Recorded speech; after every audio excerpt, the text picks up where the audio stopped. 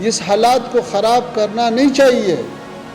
हम जैसे हिंदुस्तान के साथ अच्छा ताल्लुकात चाहता है, पाकिस्तान के साथ भी अच्छा ताल्लुकात चाहता है, लेकिन ये ताल्लुकात दोनों तरफ से हो सकता है, एक तरफ से तो नहीं हो सकता है।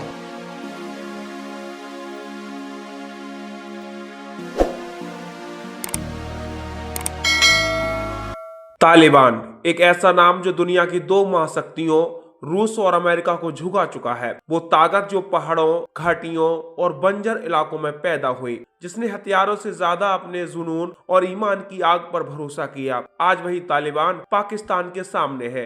वही पाकिस्तान जिसने कभी तालिबान को पाल पोस कर बड़ा किया था, लेकिन वक्त ने करवट ली है।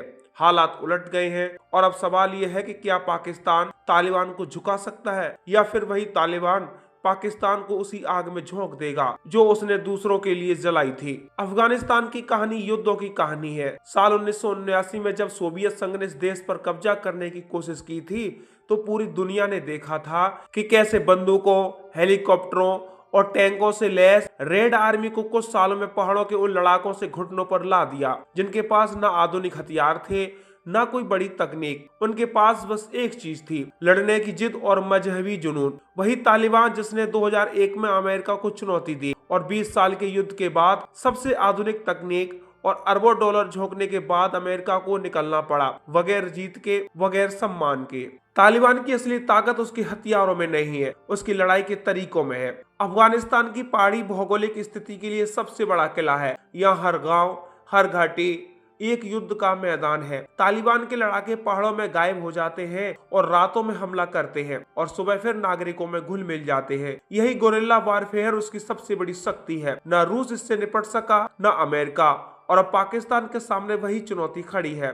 पाकिस्तान को लग सकता है कि उसके पास आधुनिक सेना है, F-16 फाइटर जेट, ड्रोन, तोपें और खुफिया नेटवर्क, लेकिन तालिबान की ताकत इन सब के खिलाफ है, अदृश्य युद्ध में है। वे सीमा को नहीं मानते, उनकी जंग विचारधारा की जंग है, राष्ट्र की नहीं है। पाकिस्तान के लिए सबसे खतरनाक स्थिति है, क्योंकि तालिबान सिर्फ एक संगठन नहीं है, बल्कि एक सोच का नाम है जो अफगानिस्तान से लेकर पाकिस्तान के अंदर तक फैली हुई है। और यही वही सोच है जिसने पाकिस्तान की अपनी जमीन पर TTP यानी तहरीक तालिबान पाकिस्तान को जन्म दिया। यह समूह आज पाकिस्तान की सेना पर हमला कर रहा है और इनकी जड़ें अफगान तालिबान से जुड़ी हैं। यानी अगर पाकिस्तान अफगानिस्तान से टकराएगा तो यह सिर्फ सीमा पर युद्ध नहीं होगा, यह अंदरूनी गृह युद्ध में बदल सकता है। तालिबान की दूसरी बड़ी ताकत उसका मनोवैज्ञानिक युद्ध है। अफगान तालिबान अपने दुश्मनों को डराने में माहिर है। वे जानते हैं कि कैसे अफवाहों, वीडियो संदेशों और धमकियों के जरिए दुश्मन की हिम्मत तोड़नी है। यही उन्होंने अमेरिका के सैनिकों के साथ किया। यह रणनीति पाकिस्तान के खिलाफ भी अपनाई जा रही है। अभी हाल ही में तालिबान ने दावा किया है कि उनके बदले की कार्रवाई में 58 पाकिस्तानी सैनिक मारे गए हैं। पाकिस्तान इस दावे से इनकार कर रहा है, लेकिन सोशल मीडिया पर तालिबान के प्रचार वीडियो ने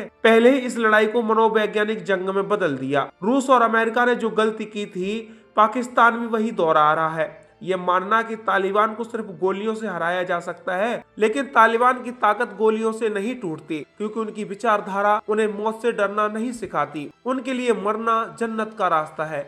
यही वो ताकत है जो किसी भी राष्ट्र की सैन्य शक्ति के सामने टिक जाती है। दूसरी तरफ पाकिस्तान की हालत अब वो नहीं रही है जो 90 के दशक में थी। उसकी अर्थव्यवस्था चरमराई हुई है, सेना पर आंतरिक आलोचनाएं बढ़ रही हैं और कई इलाकों में तालिबान समर्थक समूह खुलेआम जश्न मना रहे हैं। अगर युद्ध लंबा खिंचता है तो पाकिस्तान के लिए इसे झेल पाना मुश्किल होगा। उसकी आपूर्ति लाइन, खासकर बलूचिस्तान और खैबर पख्तूनवा के इलाकों में, जो पहले से ही कमजोर है, तालिबान इन्हीं इलाकों को निशाना बना सकता है और यही पाकिस्तान की कमजोर नसें हैं। तालिबान के पास अब अमेरिकी छोड़े गए हथियारों का बड़ा जखीरा भी है। साल 2021 में अमेरिका की वापसी के बाद अफगान सेना के ठिकानों पर जो हथियार छोड़े गए थे, हजारों M4 राइफलें, बख्तरबंद वाहन, हेलीकॉप्टर, नाइट विजन डिवाइस, और वही तालिबान के पास है। यानी पाकिस्तान के खिलाफ अब वह पहले से भी कई ज्यादा हथियारबंद है। अगर यह संघर्ष बढ़ता है तो पाकिस्तान के लिए सबसे बड़ी चुनौती सिर्फ तालिबान के हमले नहीं होंगे, बल्कि अफगान सीमा पर नियंत्रण बनाए रखना भी असंभव होगा। दुर्गम इलाके के ट्राइबल बेल्ट के जाल और सीमाओं की धुंधली रेखा, ये सब तालिबान के पक्ष में ही चले जाएंगे।